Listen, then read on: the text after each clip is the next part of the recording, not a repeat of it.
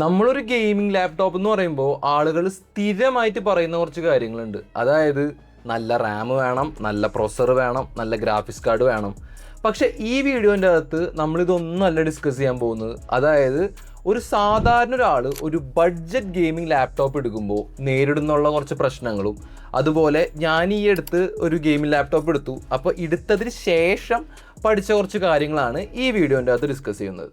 എനിക്ക് ഏറ്റവും ആദ്യം പറയാനുള്ളത് സ്റ്റോറേജ് ആണ്. ഇപ്പം മൊത്തം ബഡ്ജറ്റ് ഗെയിമിംഗ് ലാപ്ടോപ്സിൽ മൊത്തം വരുന്നത് 512 GB SSDയും അതുപോലെ 1 TB SSD ആണ് വരുന്നത്.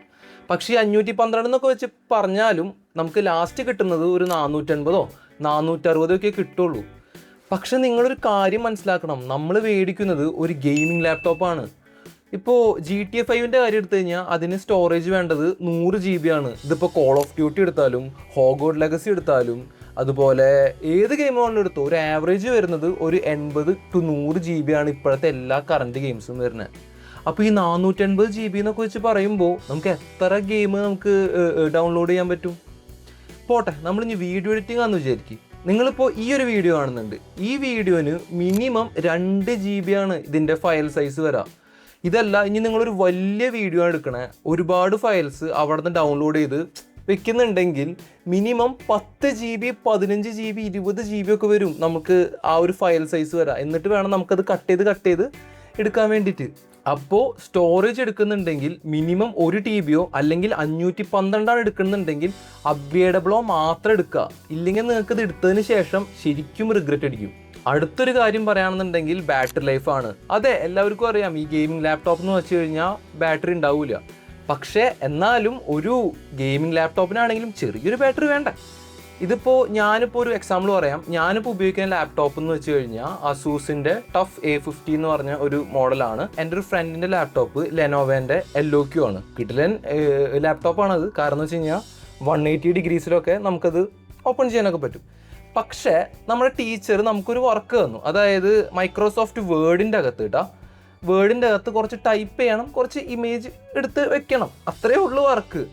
ഞാൻ കൊണ്ടുപോയപ്പോൾ എൻ്റെ ലാപ്ടോപ്പിൻ്റെ ചാർജ് 80% 1 മണിക്കൂറാണ് ക്ലാസ്.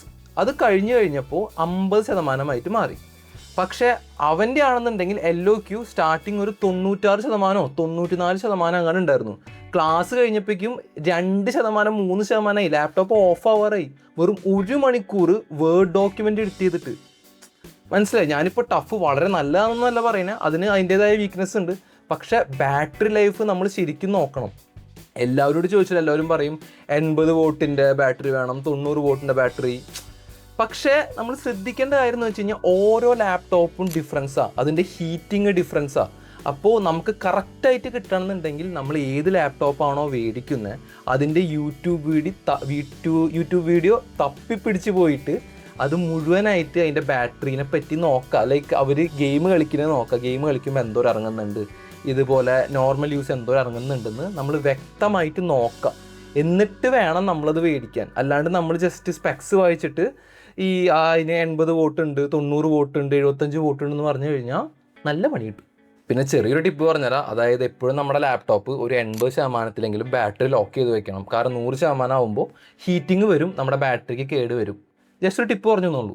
പിന്നെ ഞാനൊരു കാര്യം സജസ്റ്റ് ചെയ്യാന്നുണ്ടെങ്കിൽ, നമ്മൾ വല്ല ഗെയിം കളിക്കുകയാണെങ്കിൽ MSIയുടെ ആഫ്റ്റർ ബേണോ അല്ലെങ്കിൽ അതുപോലെ റേസറിൻ്റെ കോർട്ടെക്സോ, ഈ പറഞ്ഞ 2 ആപ്ലിക്കേഷനിൽ ഏതെങ്കിലും നിങ്ങൾക്ക് ഇഷ്ടപ്പെട്ടവരും ചൂസ് ചെയ്ത് കഴിഞ്ഞാൽ നമ്മൾ ഗെയിം കളിക്കുന്ന സമയത്ത് അതിൻ്റെ ടോപ്പിൽ ഇത് വന്ന് കെടുക്കും. അപ്പോൾ നമുക്ക് കറക്റ്റ് അറിയാൻ പറ്റും നമ്മുടെ FPS എത്രയാണ്, ടെമ്പറേച്ചർ എത്രയാണെന്ന്. അപ്പോൾ നമ്മൾ എപ്പോഴും ടെമ്പറേച്ചർ ഒരു 75 ഏറ്റവും നല്ലത്. ഒരു 85 വരെയൊക്കെ ഓക്കെ. അതിന് മുകളിലാണ് പോകണമെന്നുണ്ടെങ്കിൽ ഒന്നില്ലെങ്കിൽ ആ ഗെയിം കളിക്കാതിരിക്കുക, അല്ലെങ്കിൽ കുറച്ച് നേരം അടച്ചു വെച്ചിട്ട് വീണ്ടും കുറച്ച് നേരം കഴിഞ്ഞിട്ട് ഉപയോഗിക്കുക. അതാകുമ്പോൾ ടെമ്പറേച്ചർ കുറച്ച് കുറയും. ടെമ്പറേച്ചർ കൂടുന്നത് ബാറ്ററിക്ക് നല്ലതല്ല, ഫാൻ നല്ല ഒച്ചയുണ്ടാവും, മൊത്തത്തിൽ പ്രശ്നമായിരിക്കും. അടുത്തൊരു കാര്യം എന്ന് വെച്ച് കഴിഞ്ഞാൽ എനിക്ക് പേഴ്സണലി പറ്റിയൊരു മിസ്റ്റേക്കാണ്. ഞാനത് കുറച്ചും കൂടെ ശ്രദ്ധിക്കണമായിരുന്നു, അന്വേഷിക്കണമായിരുന്നു. നിങ്ങളത് വരുത്തണ്ടെന്ന് വെച്ചിട്ടാണ് ഇത് പറയുന്നത്. അതായത് VRAM. നമ്മളെല്ലാവരും ലാപ്ടോപ്പ് എടുക്കുമ്പോൾ റാമും പ്രൊസസ്സറും ഗ്രാഫിക്സ് കാർഡൊക്കെ ശ്രദ്ധിക്കാറുണ്ട്. VRAM അങ്ങനെ ആൾക്കാർ ശ്രദ്ധിക്കാറില്ല. VRAM ഏറ്റവും കൂടുതൽ ഉപകാരം വരുന്നത് ഗെയിം കളിക്കുമ്പോഴും അതുപോലെ വീഡിയോസ് എക്സ്പോർട്ട് ചെയ്യുമ്പോഴും, എഡിറ്റ് ചെയ്തിട്ട് എക്സ്പോർട്ട് ചെയ്യും. ആ സമയത്താണ് ഈ പറഞ്ഞ സാധനം ഏറ്റവും കൂടുതൽ ഉപയോഗം വരുന്നത്. നമ്മുടെ വീഡിയോസ് ഇഷ്ടപ്പെട്ടു എന്ന് വിചാരിക്കുന്നു. ഇഷ്ടപ്പെട്ട് കഴിഞ്ഞാൽ വീഡിയോ ഒന്ന് ലൈക്ക് ചെയ്യുക, അതുപോലെ സബ്സ്ക്രൈബും ചെയ്യുക.